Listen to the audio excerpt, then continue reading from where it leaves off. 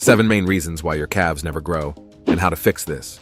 The most common thing in gyms out there is to see people who have given up on training calves or do a random isolated exercise when they remember, at the end of the workout, once a week. They usually justify this neglect of the muscle using the excuse that the calf only grows if the person uses hormones or has genetics prone to having this muscle well developed. And the truth is that this is false. Of course, good genetics help. But the truth is that most people who still train calves cannot grow them because they are making some of these 7 main mistakes. So today you will see what these 7 mistakes are and how to correct them so that you have large and strong calves. Before we start, tell me in the comments your name and how long you have been training. Error number 1, neglecting angle variations. Many people make the mistake of training the calves always in the same way, either only standing or only seated. What few know is that this limited approach seriously compromises the complete development of this important muscle group. The calves are mainly composed of 2 muscles, the gastrocnemius, which is that more visible and voluminous part, and the soleus, which lies deeper. The gastrocnemius is best worked when the knee is extended, while the soleus is more recruited when the knee is flexed. When you choose to train only standing, you are mainly favoring the development of the gastrocnemius and neglecting the soleus. Similarly, if you train only seated, the soleus receives the predominant stimulus while the gastrocnemius remains underdeveloped. What happens in practice? Many think that just one calf exercise is enough. They do those quick little raises on the leg press or on the standing calf machine and believe that is sufficient. But the calf is a complex muscle that needs varied stimuli to develop completely. For a harmonious and maximized development, it is essential to incorporate both variations of exercises in your training. This will ensure that both the gastrocnemius and the soleus receive the necessary stimulus to grow. And do not worry, because at the end of this video, after we clarify all the errors, we will provide a more than complete workout with 3 exercises for you to progress your calves once and for all. Error number 2, reduced range of motion. This is an extremely common error that significantly compromises your results. You must have seen those people at the gym doing just small taps on the calf machine, quickly going up and down without achieving the full range of motion. This is one of the biggest saboteurs of calf growth. When you perform only these taps at the top without going down completely, you are drastically limiting the stretching of the gastrocnemius and soleus. It is precisely in this deep stretch, at the lowest point of the movement, that an important part of the stimulation for muscle growth occurs. A study published in the Journal of Strength and Conditioning Research demonstrated that calf exercises performed with full range of motion resulted in significantly greater gains in strength and size compared to partial range exercises. The researchers concluded that stretching under load in the lowest position creates an additional mechanical stimulus that enhances hypertrophy. The principle is simple. To grow, the muscle needs to be stimulated beyond its comfort zone, and this includes not only the load, but also the stretch. The calf, in particular, responds very well to this stretching stimulus under tension. Therefore, when training calves, make sure to go down completely until you feel the stretch in the back of the leg, and then go up to the maximum contraction, standing on the tips of your toes. This complete range will ensure that you are exploring the full growth potential of the muscles. Error number 3, low training volume. One of the most frequent errors I observe is the low volume dedicated to calf training.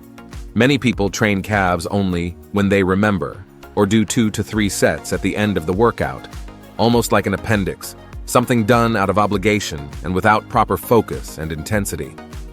This negligent approach ignores a fundamental characteristic of the calves, their muscle fiber composition. The calves have a high proportion of slow twitch fibers, especially the soleus muscle. These fibers are highly resistant to fatigue, as they are constantly used in everyday activities such as walking, standing, and maintaining posture. Due to this characteristic, the calves are naturally more resistant to low-volume stimuli. They are already adapted to constant low-intensity work throughout the day. To stimulate growth, it is necessary to exceed this adaptation threshold with a significantly higher volume of training. Comparative studies show that calves respond better to higher training volumes when compared to other muscle groups. While muscles like chest and back can grow with 10 to 14 weekly sets, calves often need 16 to 20 sets distributed throughout the week to show significant results. Error number 4. Lack of progressive overload. We have already talked about the importance of range, but do not be mistaken. Calf is not just about range and repetitions. The principle of progressive overload applies to literally all muscles, and with calves, it is no different. This is an error that seriously compromises the progress of those seeking developed calves. Many practitioners repeat always the same load, repetitions, and sets, week after week, month after month. The problem is that the human body is extremely adaptable. When repeatedly subjected to the same stimulus, it adapts quickly and stops responding with muscle growth. The calves, in particular, adapt with remarkable speed due to their constant use in daily life. Progressive overload is the concept of gradually increasing the stress imposed on the muscle over time. This can be done in several ways. Increasing the load, progressively adding more weight to the exercises, increasing volume, incrementing the number of sets or repetitions, reducing rest intervals, decreasing the rest time between sets, intensification techniques, incorporating methods such as drop sets, supersets, or giant sets. A longitudinal study with athletes showed that those who implemented a structured load progression system for calf training obtained strength gains 43% greater and circumference increase 27% greater compared to the group that maintained the same loads for 12 weeks. Keep a record of your calf workouts. Write down the loads, repetitions, and sets used in each session, and seek to exceed these numbers periodically. Even small increments, when consistent over time, result in significant gains. Error number 5. Inadequate execution speed. The most common thing people do in gyms out there on calf machines is going down and up quickly, thinking they are doing a more intense workout, without controlling the movement. This is a classic error that drastically reduces the effectiveness of your calf training. When you perform calf movements at excessive speed, you are often using momentum or bouncing at the bottom of the movement. This causes much of the tension to be transferred to the tendons and joints, significantly reducing the mechanical stress on the target muscles. In other words, you are wasting energy and growth potential. Particularly important in calf training is the eccentric phase of the movement, that is, the controlled descent. Research in the field of muscle hypertrophy demonstrates that the eccentric phase is responsible for much of the microlesions that stimulate muscle growth. When you descend quickly, you are losing this valuable stimulus. Error number 6. Very low frequency. Training calves only once a week hardly generates progress. This is a common error that seriously compromises the development of this highly resistant muscle group. Many practitioners dedicate specific days for various muscle groups, but when it comes to calves, they believe that a single weekly session is sufficient. As we mentioned earlier, calves have a high proportion of slow twitch fibers, which makes them particularly resistant. In addition, these muscles are constantly used in daily activities such as walking, climbing stairs, and maintaining standing posture. This means they already have considerable resistance and quick recovery. Studies in exercise physiology indicate that muscles with a predominance of slow twitch fibers respond better to higher training frequencies. While muscles like chest and back can grow satisfactorily with a frequency of 1 to 2 times per week, calves benefit from stimuli distributed in 2 to 3 weekly sessions. This higher frequency not only increases the total training volume, but also maintains a constant signaling for the processes of muscle protein synthesis, fundamental for hypertrophy. Researchers from the University of Birmingham demonstrated that distributing the same training volume over more sessions throughout the week resulted in greater accumulated muscle protein synthesis compared to concentrating the volume in fewer sessions. In practice, you can implement this higher frequency in various ways. Dedicate 2 to 3 specific days to train calves with total focus. Include a smaller calf workout at the end of other workouts, distributing the total volume throughout the week. Error number 7. Not varying repetition range. Training only with light loads and many repetitions, or exclusively with heavy loads and few repetitions, significantly limits the potential development of your calves. This is a subtle yet impactful error that many practitioners make without realizing. Calves are composed of two main muscles with different characteristics. The gastrocnemius has a more balanced mix of fast and slow twitch fibers, while the soleus is predominantly composed of slow twitch fibers. This heterogeneous composition requires an equally varied training approach. Fast twitch fibers respond better to heavier loads and fewer repetitions, while slow twitch fibers are more effectively stimulated with moderate loads and higher repetitions. By limiting your training to just one of these ranges, you are neglecting part of the growth potential of these muscles. A study published in the International Journal of Sports Medicine followed weight training practitioners for 16 weeks, divided into 3 groups. One training only with low repetitions and high loads, another only with high repetitions and moderate loads, and a third that alternated both approaches. The group that implemented the variation of repetition ranges obtained superior gains in calf hypertrophy compared to the other groups. To implement this variation effectively, you can alternate the repetition ranges between different exercises in the same session. Vary the repetition ranges from one session to another throughout the week.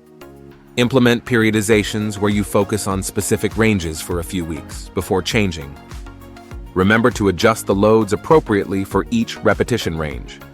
In the range of 6 to 10 repetitions, the load should be challenging enough that the last repetitions are difficult to complete. For higher ranges, reduce the load, but keep the focus on perfect and controlled execution. Now that you know the 7 main errors, let's move on to the necessary exercises for a complete workout. Exercise number 1, standing calf raise with barbell. This exercise is absolutely fundamental for maximum development of the gastrocnemius, the most visible muscle of the calf. The standing calf raise with barbell is a powerful movement that, when executed with the correct technique, can completely transform the appearance of your calves. When the knee is extended, as happens in this exercise, the gastrocnemius works at its maximum efficiency. This occurs due to the anatomy of this muscle, which crosses both the ankle joint and the knee joint. With the knee extended, the gastrocnemius is in an ideal position to generate maximum force during plantar flexion. To execute correctly, position yourself in a hack squat, Smith machine, or use a barbell on your shoulders, as if you were going to do a squat. Place the tips of your feet on an elevated platform or step, leaving the heels free to go down beyond the platform level. Keep your knees slightly flexed, but not completely bent. Starting from the lowest position with heels below the level of the toes, push yourself up using only the calves.